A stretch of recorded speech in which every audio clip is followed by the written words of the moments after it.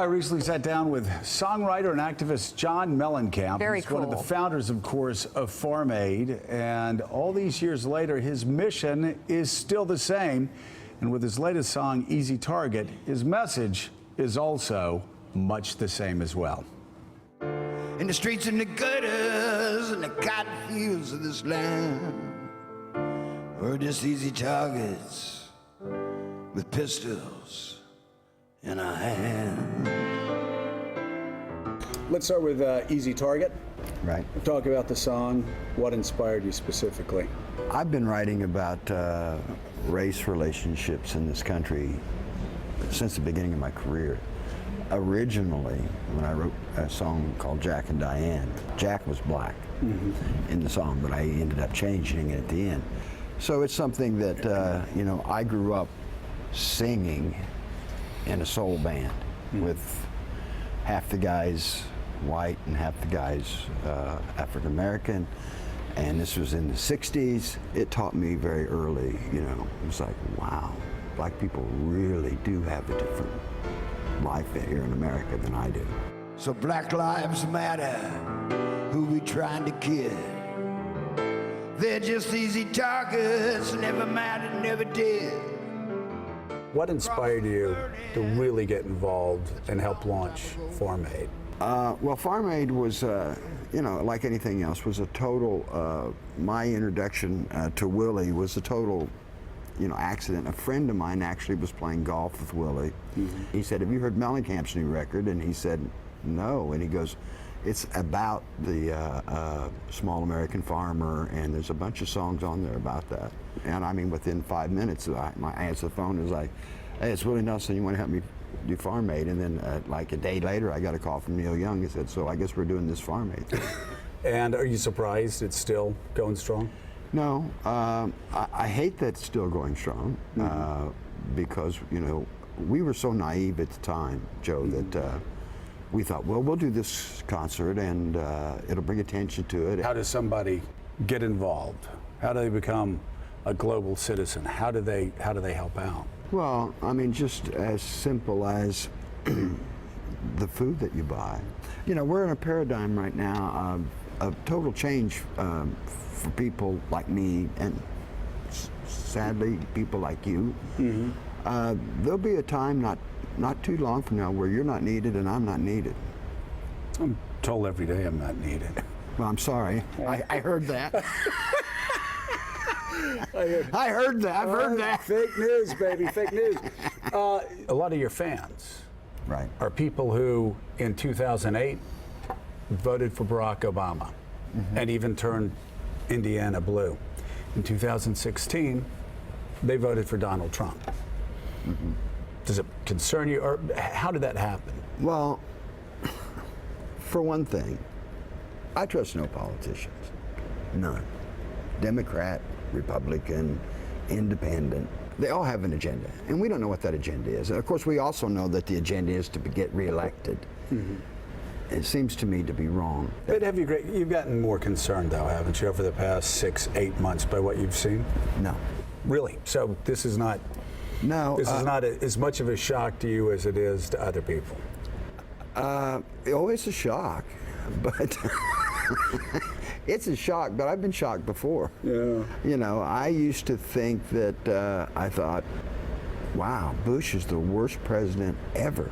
Oops, spoke too soon. No. Spoke too soon. So I don't know.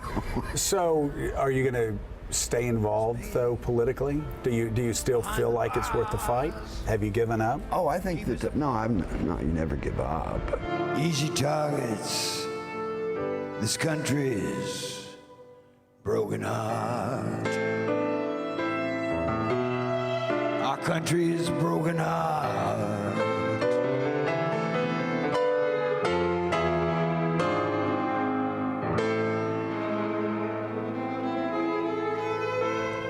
Wow.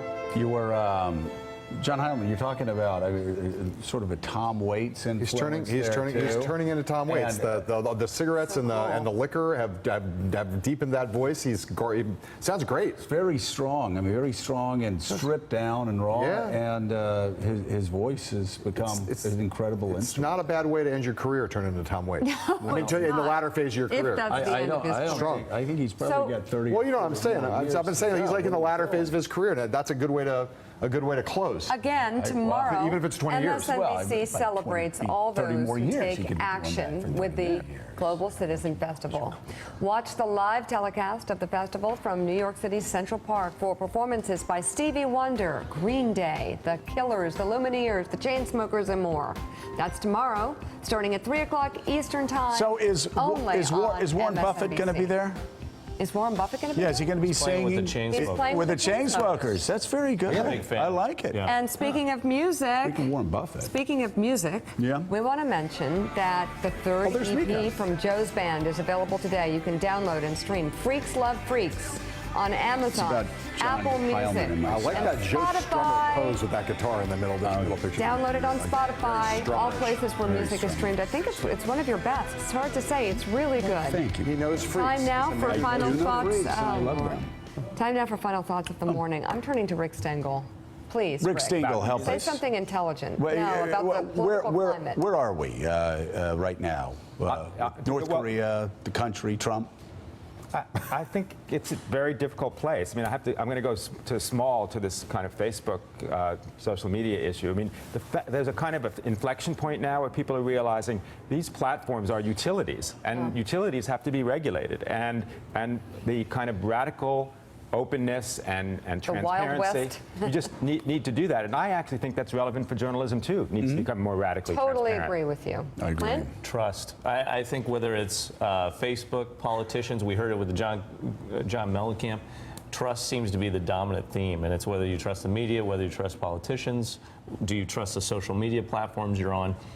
Somehow we've got more information now, and yet we're dumber, in the end. And it's really about, do we trust what we're hearing, what we believe in? Here we are at the end of Morning Joe's 10th birthday anniversary week. Yeah. Comparing it with the iPhone, I think that there's no question about which is the more innovative and important my Lord. New development. I think we see that this week.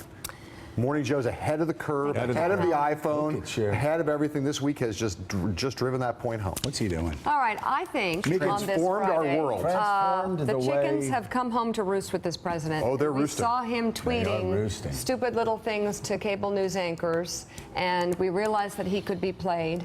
Now he's being played on the big stage by the leader of North Korea, and it's not funny. So the people who are in office, who have any power to do anything to close in on this situation, really ought to think about it now. I don't know what more evidence you need. Oh, I should say also, by the way, it's not pronounced Dotard. I've been informed by Twitter. Okay. It's Doddard. Doddard. Oh, Doddard. Doddering Who knew? old fool. Who knew? Yeah. Just want to correct the record. Well, Doddard. a couple things. Yankees, Red Sox. Go Sox. Go Sox going to be playing this weekend, not against each other, but the race is on. And also, Mika, very excited this weekend about getting home and seeing Baby Bamba, her chicken. Baby Bamba! Okay. That does it for us this morning on a very weird note. Stephanie Rule picks up the coverage right now. Thanks for checking out MSNBC on YouTube, and make sure you subscribe to stay up to date on the day's biggest stories. And you can click on any of the videos around us to watch more from Morning Joe and MSNBC. Thanks so much for watching.